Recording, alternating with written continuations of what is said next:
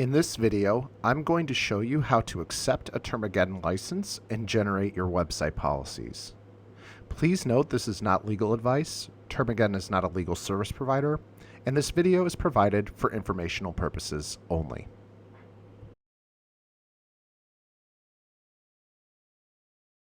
The first step to accessing your Termageddon license after it has been shared with you is to go to your email inbox and look for an email from Termageddon. The subject line will be titled, "You've been invited to join Termageddon." This email most likely is in your inbox, but every now and then it does land in spam, so be sure to check out your spam folder just in case. Open up the email and click the Set Your Termageddon Password button. Upon clicking the password button, you'll be brought to a form to register your Termageddon account. Go ahead and fill out this information about yourself. Enter a password. And how did you hear about us? You can name your web developer here or whoever shared the license with you if you'd like.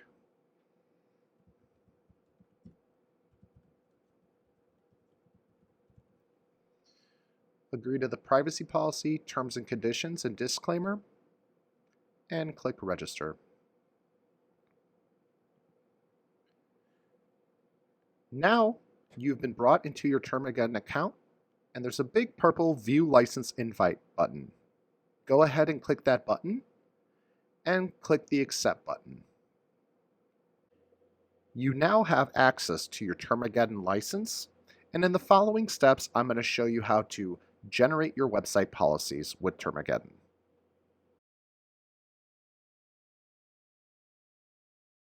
The next step will be to answer the global license information questions.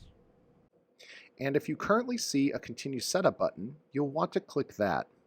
If you do not see a Continue Setup button, chances are your questionnaire has already been pre-answered, and you'll want to click the license link on the left-hand side, and then you'll want to click the purple Edit button on the following page to be brought to the same page that we are about to visit. So I'm going to click the Continue Setup button because it was available for me. And whether you were brought here by clicking Continue Setup or the purple Edit button, this is a review of your global license information, which are general questions about your business. Go ahead and fill out this questionnaire. For this example, we're going to say that this is for a website. I'm going to put in the website name here. Who owns the website? Because I'm a company, I'll list my company name, and I will enter the company name here. Where was the company formed? For this example, I'll say that it was formed in Delaware in the United States, and that it's a limited liability company. Where would you like to resolve disputes? This question is intended to bring people to your turf if there were ever an issue, rather than you having to go to their turf. So make sure to put a location that's most convenient for you. Since I'm located in Chicago, I'm going to put Illinois, and I will list Cook County. And then what is the email that users can use to contact you? I'm going to put a generic email here. Please note that this email will be disclosed in your website policies, so you want to make sure to put an email that you have access to and you're comfortable listing in your website policy pages. And upon completing this information, you'll want to click Save, and you will be brought to your Global License Information dashboard page for your Termageddon license. In the following videos, I will be showing you how to generate your website policies or review the pre-answered questionnaires that were shared with you.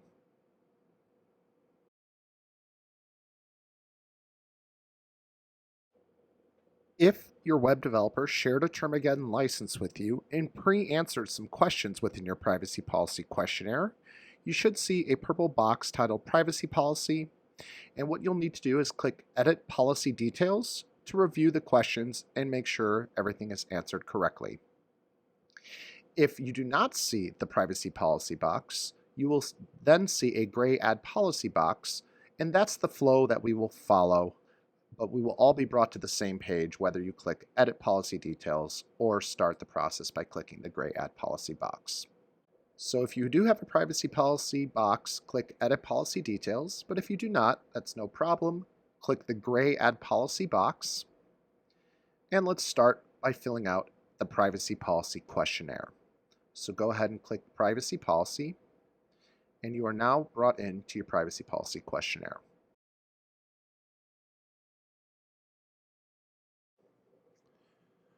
The first page of the privacy policy questionnaire is intended to help you figure out what privacy laws apply to you.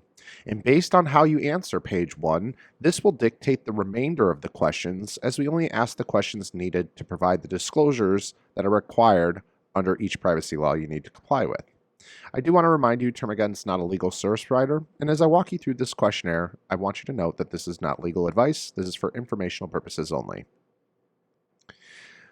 All right, so for this example, we're going to say that this license is for a website that does business throughout the US, Canada, UK, Ireland, Australia, really anywhere for that matter, offering, let's say, online courses.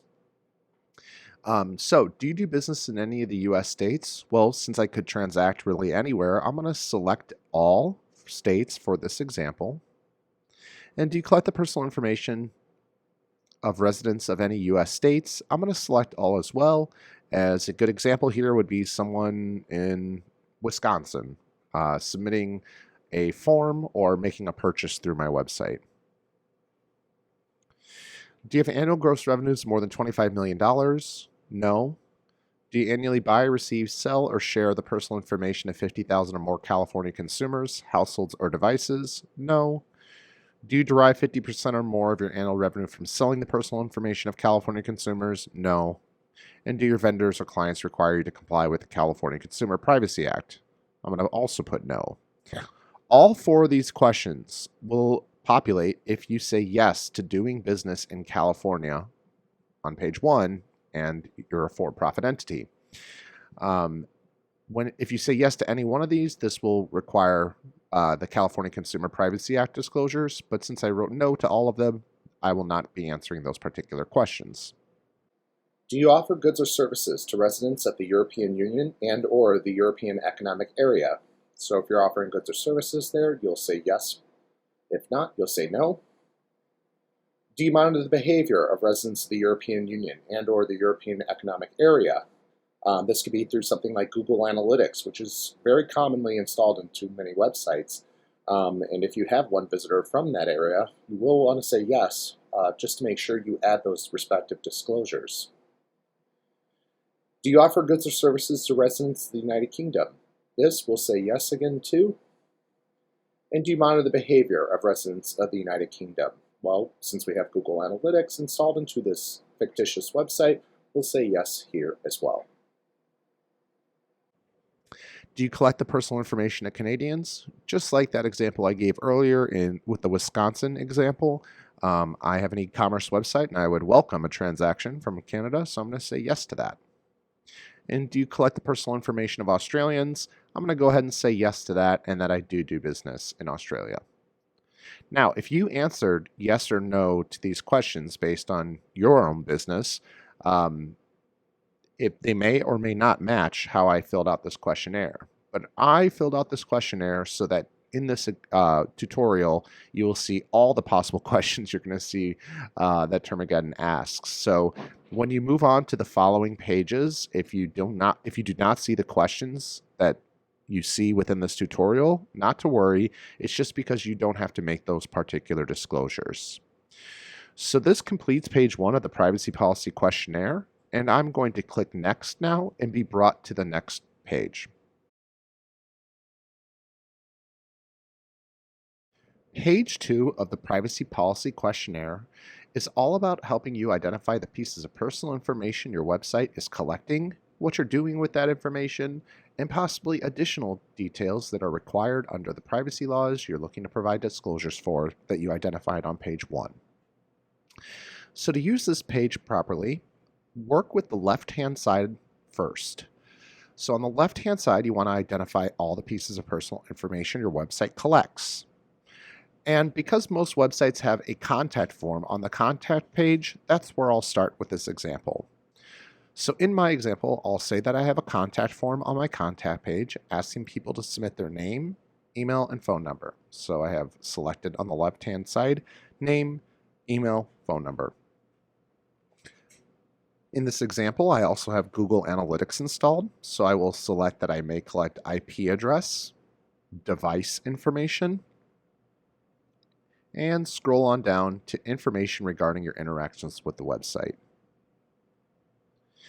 I also may run social media or search engine advertisements in the future where I drive traffic to my website and track the users that are visiting us from the ads I'm running. If I plan to do that, I'm also going to select that I may collect information regarding your interactions with advertisements. Now, in this example, I mentioned that this is an e-commerce website selling online courses. And because I'm not actually shipping anything, I will not select shipping address, but I will select billing address. And because I'm using a third-party website to process the transactions, I'm not actually collecting the credit card information. It's the third-party transactor that's collecting it. I will not select that I'm collecting the credit card information. Okay, so now that you've identified all the pieces of personal information that your website's collecting through forms and behind the scenes like tracking pixels and analytics, I'm now on a per item basis going to discuss what I need to do or what I do with that information. So I'll start here with name. I'm going to click the edit button and I see on the right hand side, I'm now filling out information for name. And under purposes, I'm going to say that I collect name for the purposes of performing service and customer service to cover the form I have on the website.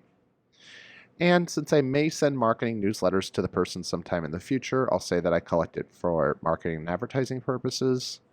And I'm also going to select that I may ask people to participate in surveys or contests. Maybe I'll ask people to provide us feedback or something like that in the future.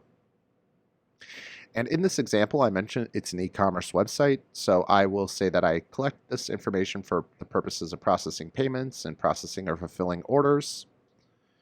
And I will also select that I may collect name to enforce our terms of service and verify customer information is two general catch-alls. An example being that you may use someone's name if there's an issue with their relationship to you in the website. So I would address them by name, thus enforcing my terms of service. And verifying customer information example would be a customer fills out the form on the website and I address them by their name, or maybe I need them to verify their account by confirming their name. Again, those two are general catch-alls. Now that I've identified all the purposes for why I collect name, I'm going to minimize that section, and then I'm going to go to the next section. I see that I'm asked to provide the source of the information. You may not see this. Again, this is all just dependent on how you answer page 1 of the privacy policy questionnaire.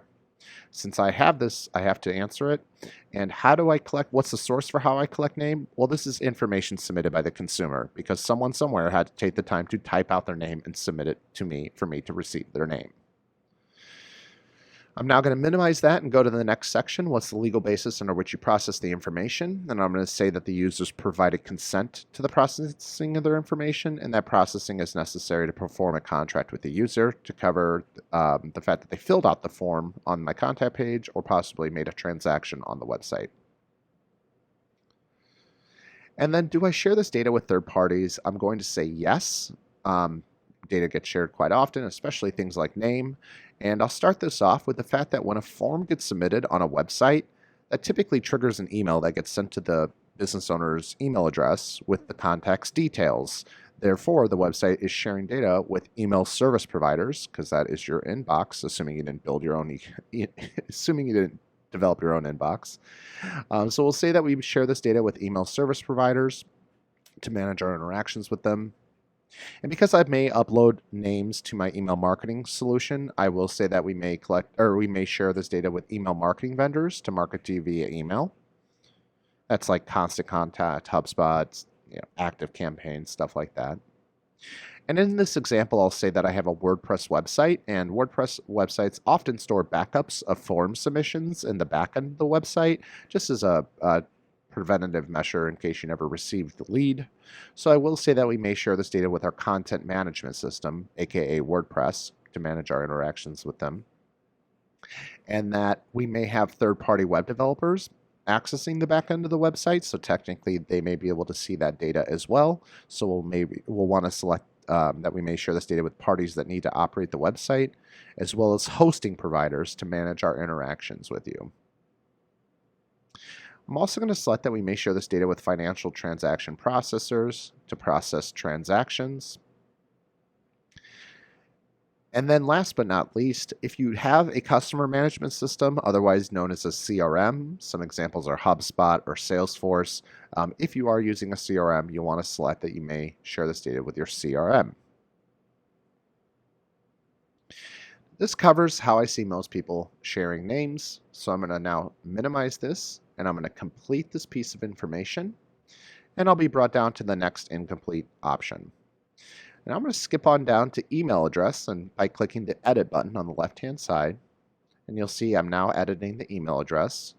And why do we collect email? Well, I collect it for the same reasons why I'm collecting name, to provide you with services, customer service, and so forth. Now I'm going to skip on up to why do we collect phone number, and I'm going to load up all the same answers we did for name. And then I'm going to go to billing address, and I'm going to load up all the same answers we did for name as well. A handful of people will not actually share data like billing address with like third-party like customer management systems and so forth. So you can, open this up and unselect those items. But for this example, I'm going to keep it simple and just keep it as name. All right, upon completing that information, I'm brought to the IP address. Now, IP address gets collected all the time. It gets collected usually with form submissions. So I'm going to load up all the answers we already did for name, because IP address usually gets collected behind the scenes to prevent like spammers from filling out forms and stuff like that. Then I'm going to select this again and click None, so that I can customize this particular section, because IP address also gets collected for additional reasons, such as analytics, if you're using like a Google Analytics or another type of analytics tool. It also may be collected to count ad impressions and verify position and quality of ad impressions to cover any sort of social media or search engine marketing you're doing. And then we may also collect IP address to protect against malicious, deceptive, fraudulent, or illegal activity. So I'm going to select that as well. I'm now going to minimize this section, go to the next section. What's the source for how you collect IP address? Well, this is not information submitted by the consumer, because no one ever takes the time to fill out a form and type out their IP address. That never really happens. IP address is collected behind the scenes through tracking pixels and the use of cookies. What's the legal basis under which you process the information? I'll just leave this as the users provided consent to the processing of their information. And what categories of third parties do you share this information with? I'm going to select advertising networks to provide you with ads.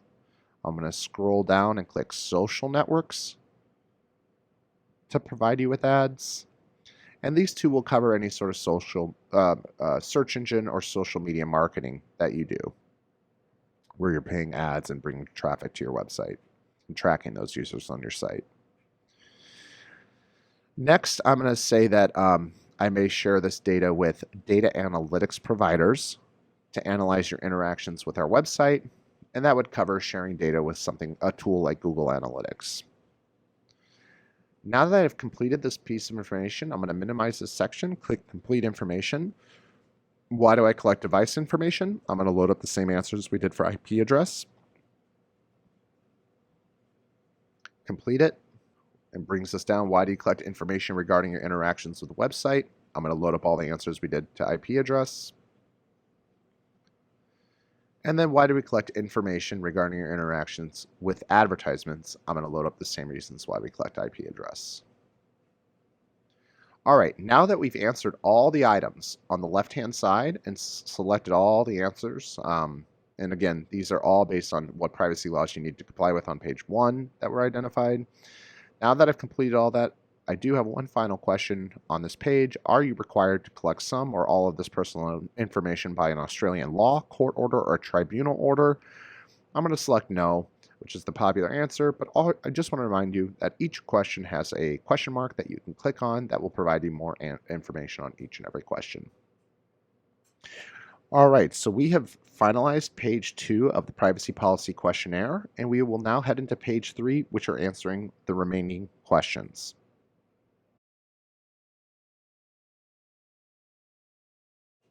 The final pages of the privacy policy questionnaire are a series of questions that need to be answered in order to provide the disclosures required under the privacy laws that you answered on page 1. So the next question in this tutorial is, do you collect and use cookies? And because I have a WordPress website, I'm going to say yes. And another good reason is because I use Google Analytics, I'm going to say yes. So upon clicking yes, based on how we answered page 1 of the privacy policy questionnaire, we get an alert here saying that we need to add a cookie consent solution to the website. Now there are several options we provide here where you can go to and use for your own website. And I will note that Termageddon will be launching its own cookie consent solution powered by User-Centrics, one of the most popular, if not the most popular cookie consent solution in the world. We'll be launching that in 2022, and it will be included in all Termageddon licenses. But for the time being, there are some links we provide, which will bring you to some free options in the meantime. The next question is, do you collect information from children under the age of 18? No, I'm certainly not targeting children with my website. And then, do you sell any of the information you collected? I'm going to say no here. How long do you store the information provided? Most people say until we no longer need the information to contact you or after you unsubscribe from emails.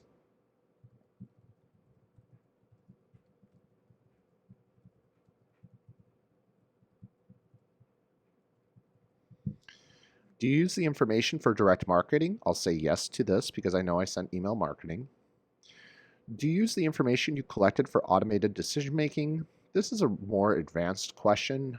You can always click the question mark if you need more clarification. But if you do any sort of automated decision making, you can click yes here and enter in all the logic associated with your automated decision making.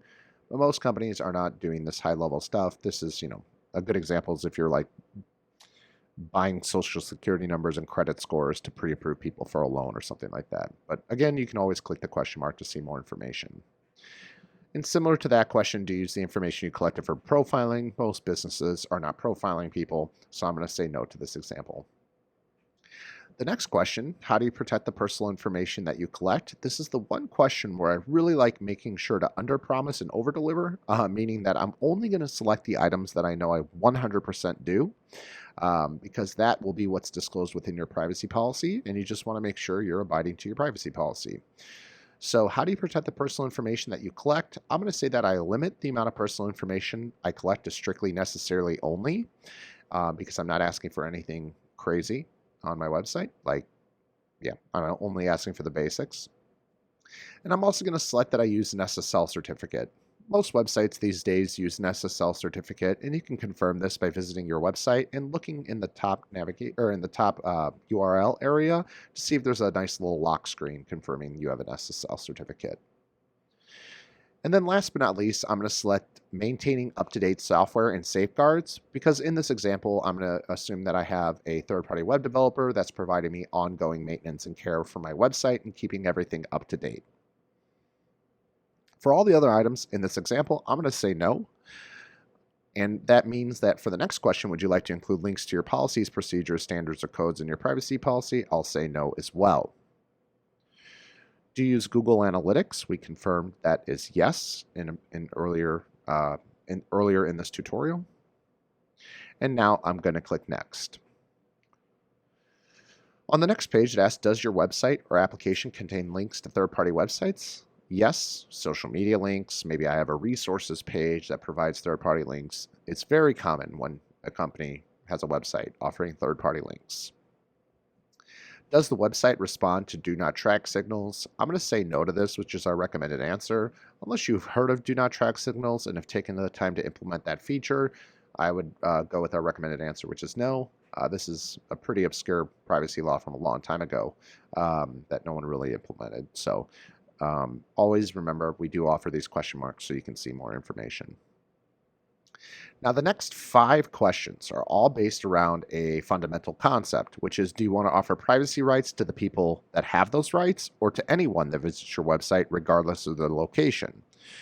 And if I so may, I like putting everyone. Everyone gets the same privacy rights because I think this does two things for a business. Number one, it sends a message in your privacy policy that you're choosing to treat people equally by maximizing everyone's privacy rights. And I think that's a pretty cool statement to make in a privacy policy. But also, I think it makes a business owner's life easier because if someone were to exercise their data privacy rights, you, the business owner, don't have to look up where this person's located and what specific rights they have. Rather, you can just be a good person and delete all their data.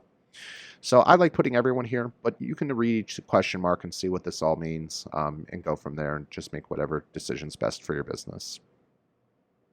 What information will the consumer need to provide to verify their identity for requests to exercise their rights? I'm going to put name and email because, yeah, if you can confirm your name and email, that's enough to say you are who you say you are for my business. How will you notify users of changes to this privacy policy? Our most popular answer is by posting the updated privacy policy to this website because that's the service we provide. The next question is who should the user contact to exercise their data privacy rights? And here we ask you to fill out your name, title, email address, phone number, webpage, and physical address. These fields may be required under the privacy laws you need to comply with, so please fill this out. I will note that some customers are uncomfortable listing things like their physical address, so I will note that you can leave this field blank. However, I will note that this may result in non-compliance. So I'm going to go ahead and fill this out now.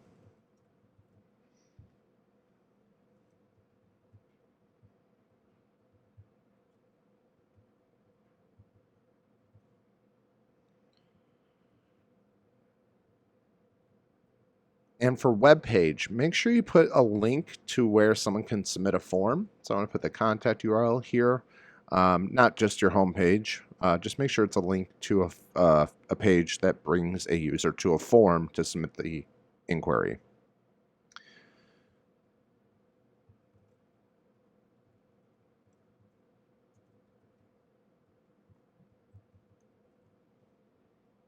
There you have it. Where do you process the data? Since I'm located in Illinois, that's where I'm going to put. Do you have a data protection officer? No, I have not employed a data protection officer. Do you subscribe to any Australian privacy codes? I do not. Do you participate in an Australian external privacy dispute resolution scheme? No, I do not. Do you combine or link other personal information that you hold about an individual? I'll say yes to that because in this example, I said I have a customer management system where I kind of consolidate all my customer information into one place. Do you intend to transfer data outside of Canada and or the United Kingdom and or the European Union and or the European Economic Area and or Australia or to an international organization? I'm going to say yes to the United States because that's where I'm located in. And this is an example, since I have a website, I'm a US based and I get a transaction from someone in Canada. Well, that means technically I'm taking data from Canada and bringing it to the United States. And that's why yes is a very popular answer. Who is accountable for your privacy practices and policies? This is yet another required disclosure. And for this, I'm just going to click copy from my previous answer to load up all these answers. We have now completed the final pages and thus the entire privacy policy questionnaire. Again, this was a very extensive privacy policy questionnaire as we were seeking to comply with quite a few international and US privacy laws. So my next step is to click submit. And that will bring me to the embed code page, which we'll be discussing in the next section. So go ahead and click submit. Now that you've generated your privacy policy, you will need to embed the embed code into the body of your privacy policy page on your website. And if you're doing this yourself, you can click the instructions area right here to learn how to embed the codes on popular platforms like WordPress, Squarespace, Shopify, and more. If you are using a third-party web developer, you will want to click Users on the left-hand side. And then inside there is a purple Share button, and you'll be able to enter the email address of your web developer and share that license with your web developer. Whenever you share a license with someone, they will receive an automated email alerting them that they've been issued access to your license, but it might be nice to also just send them an email letting them know that you shared the license with them. One final note, make sure that you use the embed code for your privacy policy, and that's it for your privacy policy page. A lot of people try to put all of their policies on one web page, which is considered non-compliant, and you can learn more about why that is the case by clicking the Here's Why link, which will take you to an article. But simply put, you want to put one embed code per policy page. So this embed code for the privacy policy would go onto the privacy policy embed code page. Last but not least, I will note that you do have the ability to override your policy. Overriding a policy means that you're going to be customizing that section of a particular policy to have it say whatever you wish it to say. If you customize your policy, we will no longer be able to automatically update it, but we'll still notify you when changes are required for that particular section and provide you copy to review to consider using with whatever you previously customized it to be. This completes the privacy policy questionnaire, and in the next section, I'll be showing you how to create a terms of service.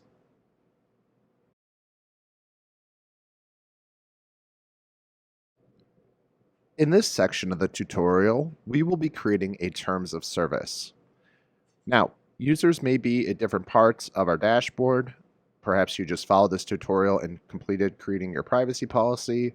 Technically, you can just go to policies on the left-hand side and be brought to the same location I'm going to bring all users to, but for the sake of simplicity for us all, I'm going to say go ahead and click Dashboard at the top, and under Licenses, click your license,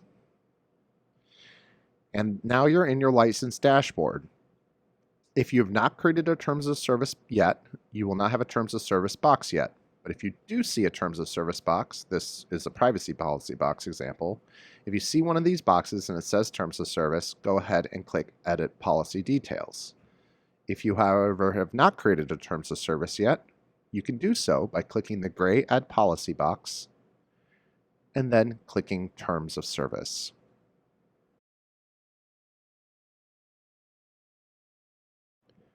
The first question of the Terms of Service questionnaire is to see if you offer an e-commerce component to your website. In this tutorial, we're going to say yes. However, if you do not offer e-commerce, you can skip to the next section in this video and select no here and click next. Again, for this example, we'll be saying yes. And we know that we offer digital products in this example because we were talking about online courses. And the pricing is listed on the website for this example. The next question is, does this price include taxes and/or other fees? And in my example, taxes will be calculated at the checkout process. So I'm going to answer no to this question because the pricing listed for the digital products to download are not including the taxes. That's calculated at the checkout process in my example. So again, I'm writing no here, and if you have any questions, you can always click this question mark. And do I work with individual consumers or businesses or both? I'm going to select both for this example. And can users make purchases right on the website? I will say yes, and that a third party is the processor of the transaction. And for this example, I will say PayPal.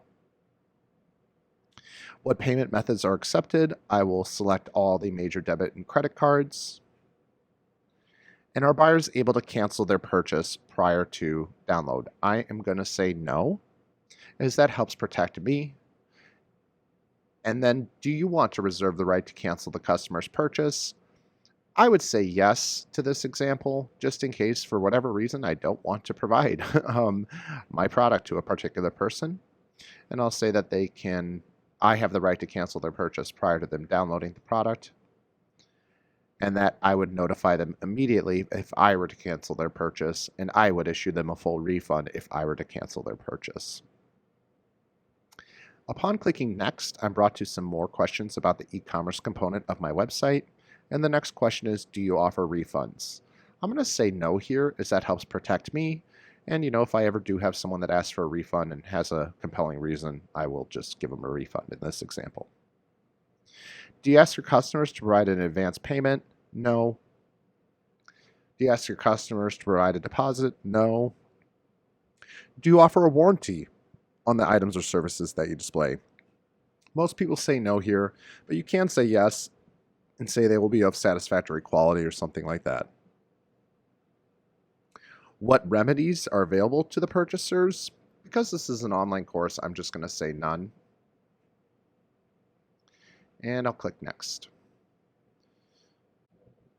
Now I'm brought to the subscription area of the website. And since I have an e-commerce website, we ask the question, do you offer subscriptions? Most people say no here, but if you do offer a subscription, it's important to select yes, and then discuss the terms. I'm going to say that I have a monthly plan or a yearly plan. So I write out 1 month or 1 year. Does the subscription renew automatically? I'll say yes, every 1 month or every 1 year, depending on your subscription plan. And how can the customer cancel the automated renewals? I'll say through the website as well as email, and I'll put info at my domain name. How much notice must the customer give of cancellation prior to the automated renewal date? I like to put like a day or two just so that I can go in and cancel prior to the automatic renewal occurring. But if they can do this through their account within the website, you may just want to select immediately. Can a customer rescind their subscription, meaning that they've signed up for a subscription and like within a few days they're just like not happy about it and they don't want to offer it, or they don't want to continue with the subscription? You can say yes, which you can give them even a refund if they have like buyer's remorse. But in this example, I will say no. I will note there are some consumer laws where you may be required to say yes, so just keep that in mind, and you can always click the question mark if you'd like to learn more. Is there a minimum purchase that the customer must make for the subscription? I'm going to say no. I don't require any like upfront payment to get the subscription going. And do you offer a free trial? I'm also going to say no to. This completes the e-commerce and subscription area of the terms of service questionnaire. And upon clicking next, we'll be brought into the final questions for the terms of service.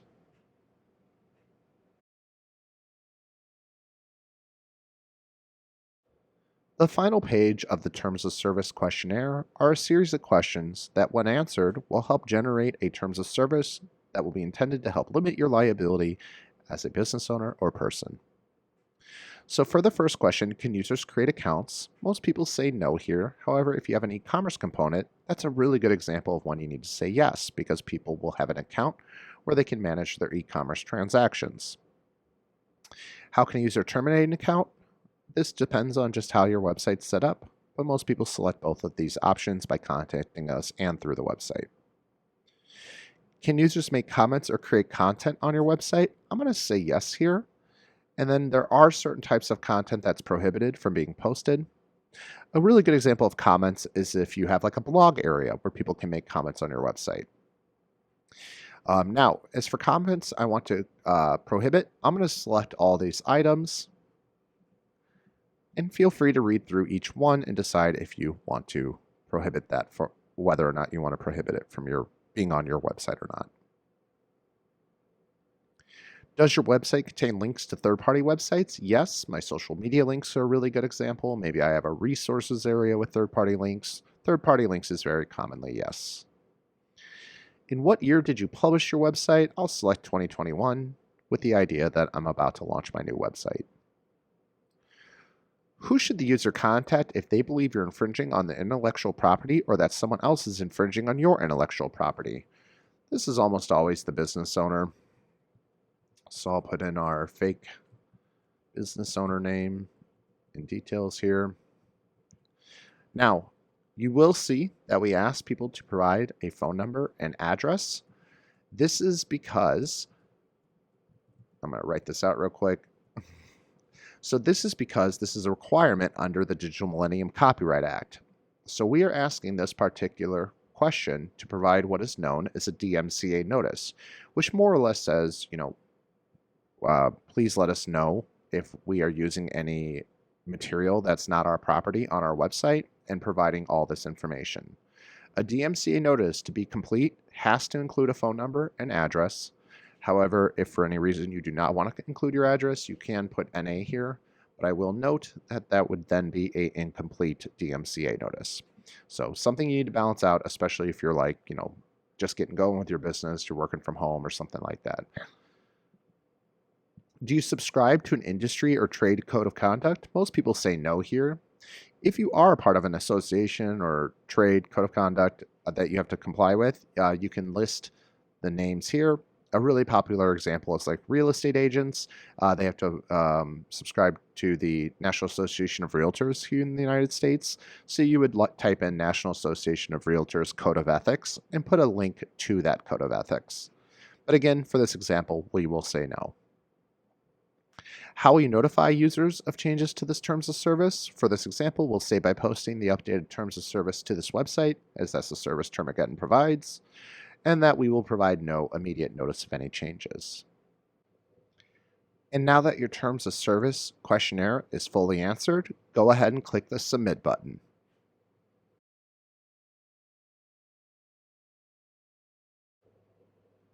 Upon clicking Submit on your terms of service questionnaire, you will be brought to the embed code page. The embed code is what needs to be copied and pasted into the body of your terms of service page. And if you're doing this yourself, you can click Here Are Instructions, which will provide instructions on how to implement the code on popular platforms such as WordPress, Squarespace, Shopify, and more. You want to make sure to put this terms of service embed code on its own separate page, and that is due to compliance reasons, and we provide an article as to why right here. Last but not least, if you're using a web developer to implement the codes into your website, you can click the Users tab on the left-hand side and share the license with your developer by clicking the Share License button, entering the developer's email address, and then clicking Share License again. An automated email will be sent to the web developer if you do this, letting them know they now have access to your license, but it's also nice to just send a separate email to your web developer letting them know they can now access your policies. And on a final note, I will note that we have an override policy feature. When you click that, this is a section that will allow you to customize any section of your terms of service to have it say whatever you wish it to say. If you customize a section of your terms of service, we will no longer automatically update that section since you customized it, but we'll still notify you when we have recommended new changes with suggested new copy for you to consider. This completes the terms of service generator and completes this tutorial. I'm always around if you have any questions. You can email me, hans@termageddon.com, HANS@termageddon.com if you have any questions. And thank you so much for choosing us to be your website policy generator provider. And yeah, thank you for your business. Reach out anytime.